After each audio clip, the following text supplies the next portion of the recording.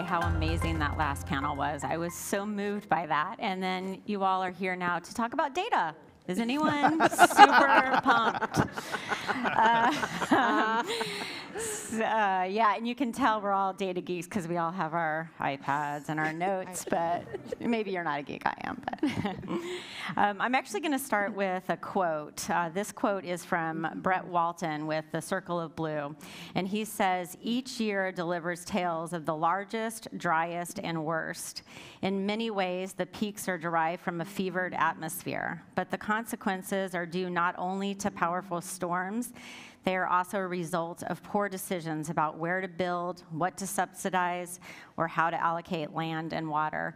And I think we saw many examples already today about just those types of things. It's easy for most of us to take water for granted because it's so accessible and so inexpensive. And the infrastructure for it is mainly behind block walls and underground, and people don't see it yet. Water is so essential. We rely on it every day for our basic needs: sanitation, hydration, growing food. And whether it's too much or too little water, flood or drought, many of us, as we've heard, are suffering from climate change. With the mega drought in the west, the decline of the Mississippi River, dry conditions across most of Texas, and the water quality crisis in Jackson, Mississippi, the reliability of this essential resource is now in question in many locations. So while the challenges are urgent and significant in scale, we are fortunate to have access to data analytics and visualization tools which can clearly lay out the situation for decision makers, engineers, water experts, policymakers, and consumers. But the question really is, how are we going to use that information, and is it going to benefit generations to come? So back to the idea from my quote earlier, I think everyone would agree that data and science play a big role in measuring and deciding what our issues are. But it's human beings, it's people, it's us. We do the decision making, we make those decisions. And at the very least, we're going to have to rethink supply and demand as it relates to agriculture, residential growth, industry, energy production in some of the fastest growing cities like we've been talking about, like Houston and Phoenix among them. And so just to give an example, Cynthia talked about this earlier, but in 2021 in Arizona, the Department of Water Resources announced a prohibition on the use of groundwater to support new developments in one of our most populous parts of the state, Pinal County. And this announcement fueled confusion and a great deal of media speculation over whether the region has sufficient water for economic growth and population. Just Monday, a similar announcement for Phoenix's Far West Valley. So now, two of the state's most growth-oriented areas are facing up to the fact that if they want to build new housing subdivisions, they need to secure new water supplies. And so we cannot continue to deplete our groundwater resources. So this session this afternoon, we're going to examine more examples, more perspectives, and dissect the role that policy, data, economics, and climate change are going to play in shaping the Tenacross region. So I'm going to start by having everyone introduce themselves. We've set ourselves up here from this sort of macro to micro level. And Alyssa and I are more at the macro level. I focus most of my efforts in Arizona on Arizona State, but I do look at the Colorado River Basin and the West. And Alyssa works along the Gulf, and she works in the Southeast. And then Robert is at the state level, and then Yvonne is at the city level. So I'll start. I'm Susan Craig. I'm a program director at ASU's Global Institute of Sustainability and Innovation. And of course, as you've heard, one of our biggest challenges is the Colorado River shortage that's happening. It affects 40 million people, 7 states, and Mexico. And so that is one of the challenges that we're facing. And Alyssa, you're next. And if you can tell us who you are, what you do, and what your biggest water challenges are, what are your extremes that you're dealing with? Hi, I'm Melissa Dousman. I am the Senior Vice President and Chief Scientist at the Water Institute. Our president was on the prior panel. And so some of the biggest challenges that we are facing across the Gulf and the Southeast in locations is we have issues of too much water and issues of too little water. And what I mean by that is there's extreme events, there's flooding, as you know, there's hurricanes. And the Water Institute's headquartered out of Louisiana, but we do a lot of work across the country as well. And, you know, we're dealing with the land loss crisis. And at the same time, we have parts of Louisiana and the Southeast where we depend on groundwater for our resources, and the aquifers are being depleted.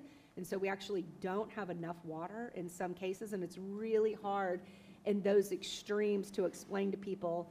I understand it's flooding, right, during a hurricane, but also you can't waste the water coming out of your faucet, right? Mm-hmm. And so those are some of our big challenges and some of the extremes that we face in water and climate change. Robert? Cool. So 5 or 6 years ago, I woke up and I had turned 50. I was eligible to retire from my state job, which seemed absolutely insane, but ka-ching. And David Bowie died. And so I was like, Robert, you're getting old. Working at the state agency, the Texas Water Development Board, which is a state water planning agency in Texas. I worked there for 18 years, which was not part of my 5-year plan.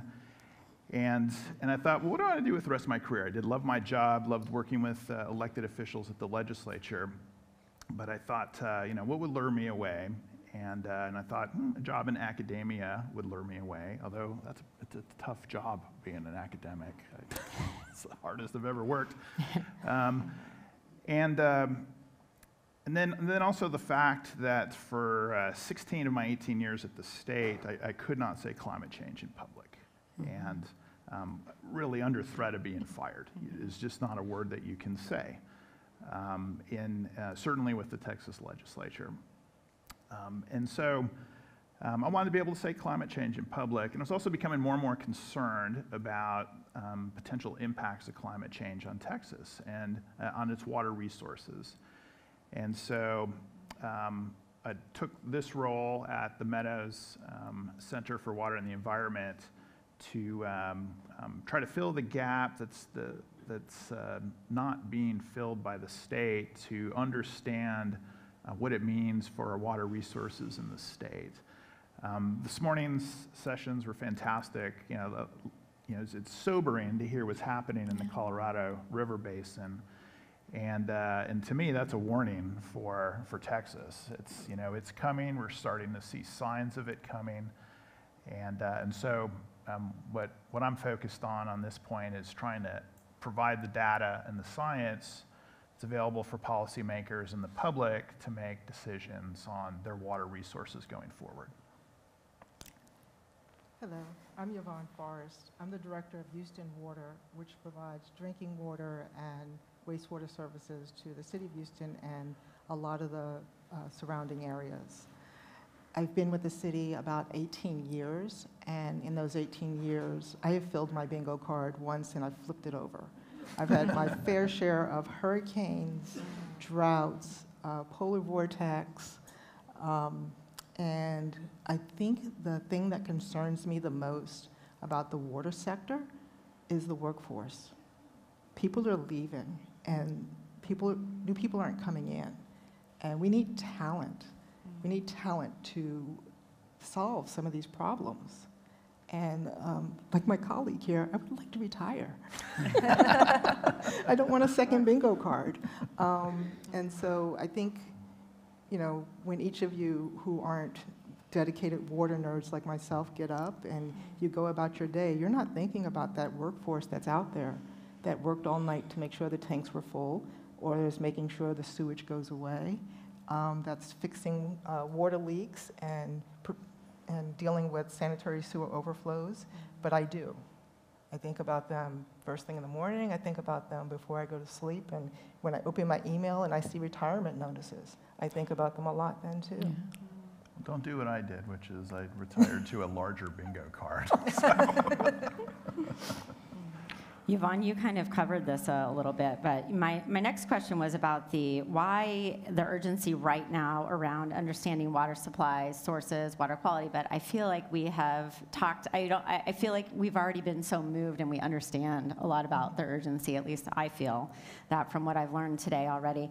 But really what motivates you why do you feel it's urgent? Why is it important to you to do what you do? First and foremost, as a utility, we have limited reach in our being able to communicate with the public. Not that many people go to our websites, they don't read all the detailed, nerdy stuff that we put out there. And so we have to communicate through the media, through our local media, through print media, through whoever will help us tell our story. First, as I said before, to attract people to the industry. And then the second, to get them comfortable with the topic and help them to care as much as we do. Because if they start caring about where their water comes from, they'll start caring about source water protection. They'll start caring about water supply and the lack of it in certain states and what we do with it when we have too much here in Houston. And then they would be more supportive when we go forward with a rate increase, hopefully. And Robert, you also touched on this a little bit, and I have to say we have very similar backgrounds because I worked at state agencies for about 20 years before I went to ASU, and I know the feeling of what you're saying. But tell us a little bit more about why the urgency. So in Texas currently with the water planning that occurs, climate change is not considered. Although it's not required we're broken into 16 regional water planning groups. It's not required to plan for climate change, which you could argue that would be ideal. Regional water planning groups do have the option of planning for climate change, but they don't have the information they need. And some of them want that information. They don't have it. They don't know how. There's others that I would say don't believe in climate change and don't see it as a problem. And so there's a sense of urgency. Some people aren't real concerned about it because they don't believe it, but we need to put pencil to paper and actually quantify what the impacts are. It's sort of like, okay, the sky's falling, but how quickly is it falling, and how much of it's falling, and how much do we need to put back up there to make sure we're whole. And what alarms me is again, hearing, did I hear this right this morning that Phoenix is facing or Arizona is facing losing 2/3 of its water supply due to the Colorado River Basin drought? That's absolutely shocking. I hope we don't have anything as bad as that. But Austin has looked at climate change impacts on its surface water supply, which is and it's the other Colorado, the original Colorado, I'll point out. In 100 years, they think that the firm yield or the reliable supply is going to be 50% of what it is today. And so that's a big deal. And I think at the end of the day, it's the water that we rely on today is not going to be the same water we rely on in the future. And as I think was also mentioned this morning, it takes a long time to find alternative supplies, develop the plans, and transition. And that work really needs to happen now. Yeah. What about you, Alyssa? My colleagues have said it very well, and I think that, is evident through the hurricanes and climate change. I know that, in Louisiana, they've had a coastal crisis for a long time, which is why they've invested a lot in planning. Mm-hmm. And I think that, I'm originally was born and raised in Jackson, Mississippi, and everyone is now pretty nationally aware of the issues going on, but I have a lot of people and family who still live there, and they really didn't know anything about water, even though I'm a hydrologist, right? And now they're like, I don't know if I go home today, if I turn on my faucet, water's gonna come out, right? And people can't sell their homes, and they can't move. And, I think that it's exactly what Robert said. The sky is falling, but how fast? And it's really about working to start solving some of these critical problems before they become a crisis, like a critical crisis at the moment. And that's really what I think, we really have to get that word out now before people turn on their faucet and the water doesn't come out. And that's a reality, or people's homes are gone and they'll never be able to stay, which is a reality for some people, but it could become a reality for the wider population. Yeah. So speaking of, let's dive into the data. So with the decision support tools that I've developed, hopefully you've maybe had a chance to check out the Arizona Water Blueprint and some of the other tools, but we've really tried to democratize water data because we feel like policy decisions have far-reaching impacts. I mean, our policy decisions impact and drive how Arizona grows and changes, and so enabling more people to have a voice is really important for us. Robert, thoughts on the benefits of this at the state level, or maybe some of even the precautions that you might take by democratizing water data? Well, I heartily think it's important to democratize water data and water decisions. And one thing that Texas, I think, does right is that there is a culture now that if there's a water decision to be made, that there's going to be stakeholders involved in that decision. That came from a drought, and it's a comically small drought compared to what we've experienced since 1996, but a drought in 96 that led to, instead of a top-down water planning process, it became more of a bottom-up process, not bottoms up, but bottom up, and that's been a wonderful thing because there's local people looking at the data, commenting on what makes sense and doesn't make sense, because a lot of times we have data, but we might not have the context to determine is it reasonable or not, is it accurate or not, does it make sense or not. And then the stakeholders making the decisions on what the plan is going forward, that's been incredibly powerful, both in terms of support for the planning process in the legislature, leading to financing of implementation of the water plan. And again, it seeped into everything, including science. I mean, when I went to the agency as a groundwater modeler, and because of the regional water planning process, the stakeholders wanted to be involved in generating the model, which today academics call cogeneration. And we were doing that back in 97. And that was a very rewarding experience. Now, things can go awry, because sometimes stakeholders will focus on something, and the scientists, I'd be like, that's not important. And then they're like, rah, rah, rah, rah, rah, that's not important. And then you look out the window and you see the pitchforks and the tar, and you're like, yeah, we'll go ahead and do that for you. Because if it's not important, it's also not important, but it was important to the stakeholders. So you can run into those situations. I think another issue is getting the right scientists and engineers and technical people to talk to the public and be able to communicate to the public, know how to listen to the public, right? We've all run into the engineer, the scientist that's a little better than all of us, right? It's like, that's a stupid question, It's like, you can't do that with the public. There are no stupid questions. Yeah. Yvonne, from the city perspective, what about democratizing water data? I'm all for sharing our data, but I think you said it best. It has to be in the appropriate context. Most people who aren't water nerds don't understand MCLs when you look at limits of contaminants, or that's the word, is contaminant. And so, they think it all should be pristine snow melt, and when you publish your CCR, and they're like, oh, there's stuff in my water, and I'm like, yeah, but it's all within the regulatory limits, and so you spend a lot of time explaining the context of the data, and that can be challenging because, as my director pointed out to me, I speak nerd. Yeah. I don't speak, in the terms of the general public, and I believe it was mentioned earlier, Harris County is the majority minority region. And so you have a lot of first-generation people who never trusted water in their home country.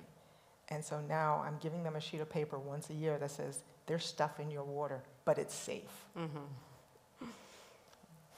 Yeah, I have a saying that I tell people when I'm trying to talk and translate things, from reports and work with data if I need to explain it to my mom.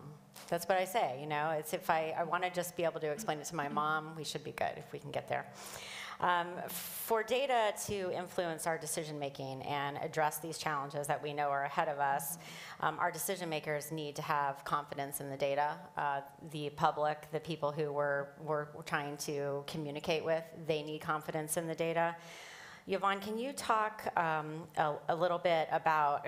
I'm sorry. I'm gonna start with Alyssa here.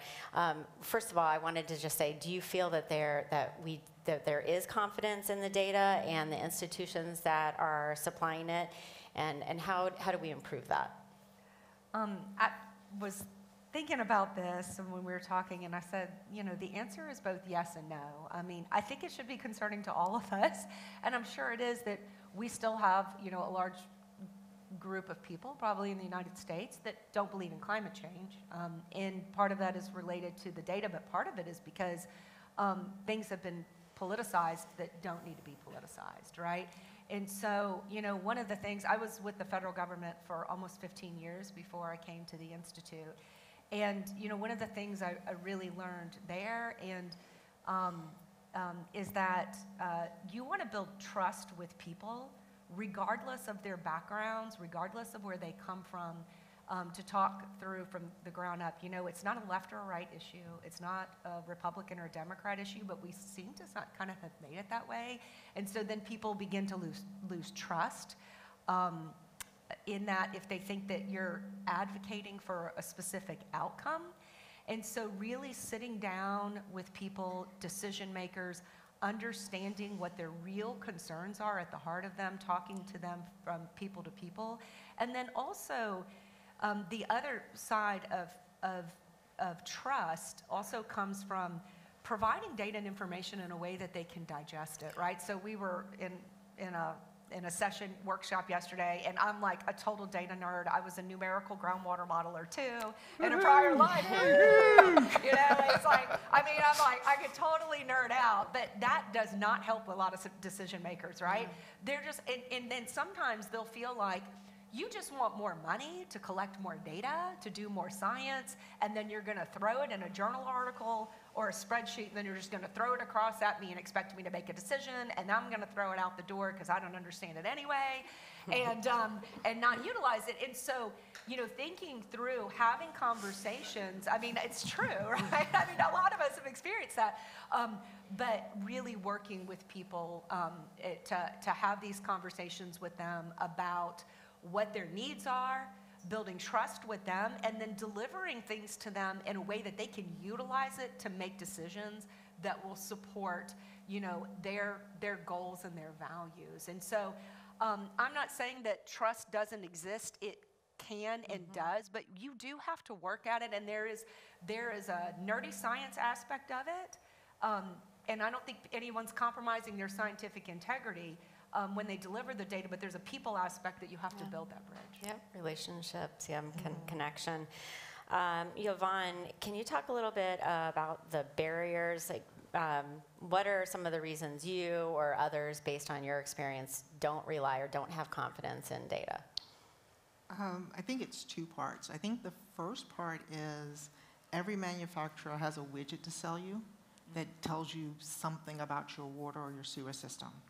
And it may or may not work in practice the way they say it will.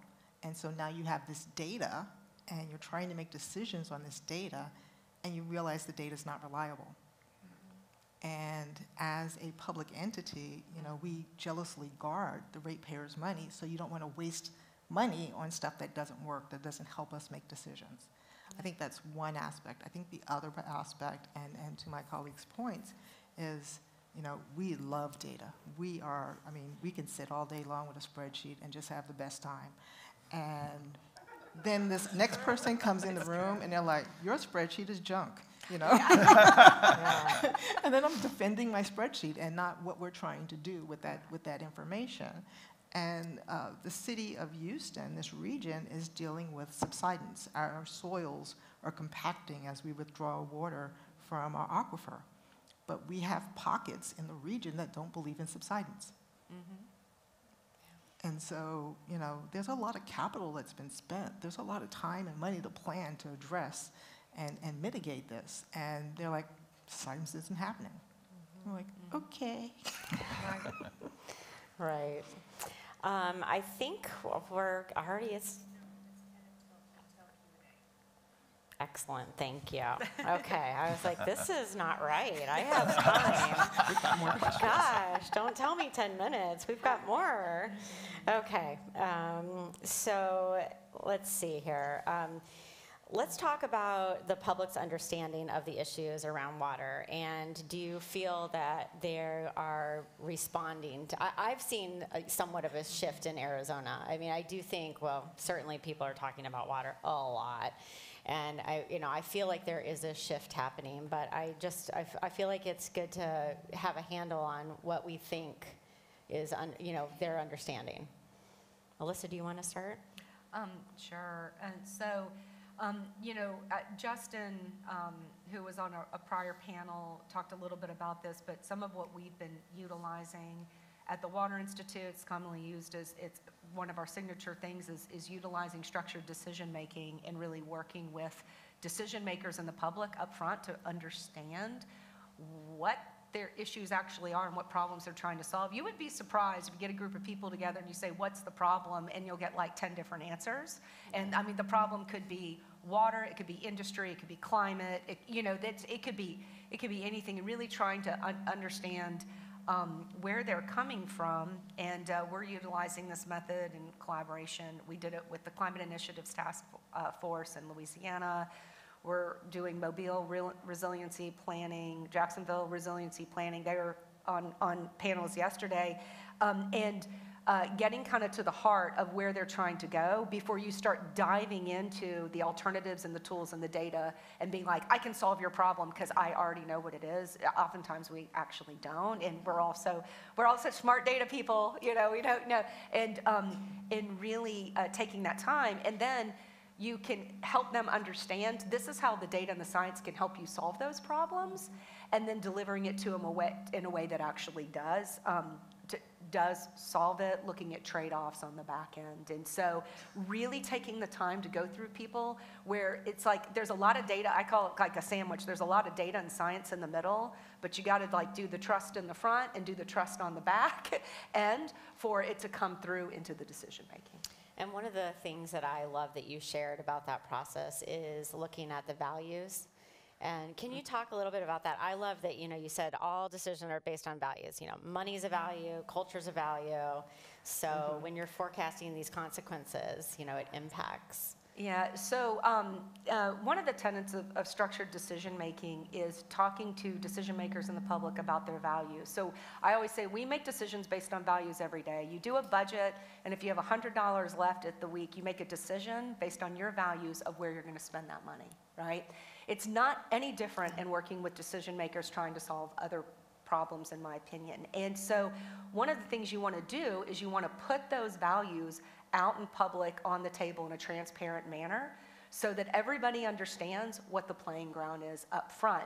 So for example, when we were doing planning with the Climate Initiatives Task Force for the governor in the state of Louisiana, one of the ways you do this is through this process of fundamental objectives and having them identify their fundamental objectives.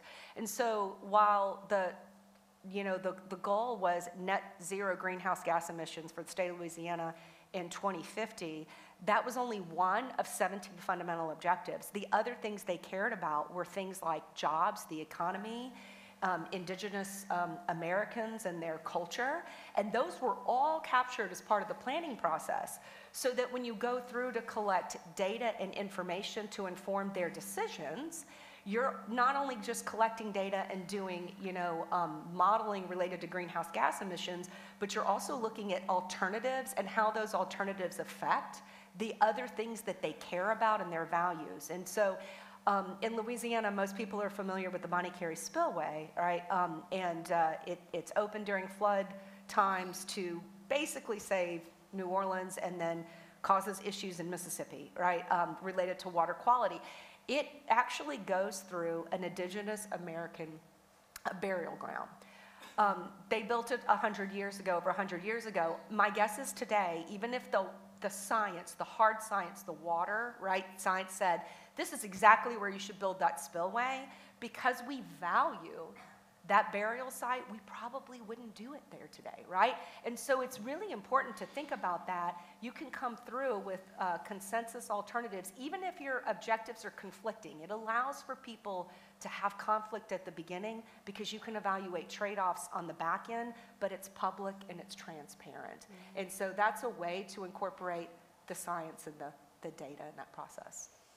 I love that you shared that. I'm glad that you were able to do that.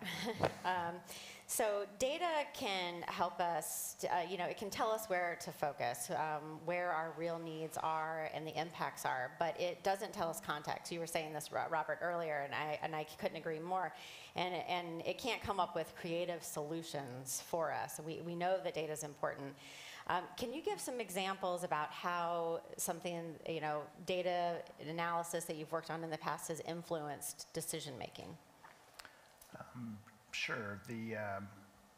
I guess the kind of my experience both at the state and then bringing that into academia was that just kind of observing how things go at the legislature. And this is not a fail-safe recipe. They're going to do what they're going to do.